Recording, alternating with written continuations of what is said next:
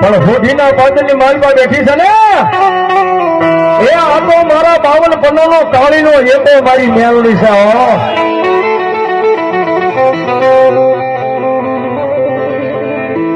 અને યુવરાજસિંહ હું તો કાયમી બોલું છું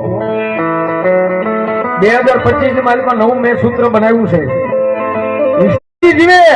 પણ હવા વેચની નાગણી બની ડાબા પગે દાખ મારું જમણો પગ જો ઉપડવા દઉં ને તેથી તો હોઠીના પગ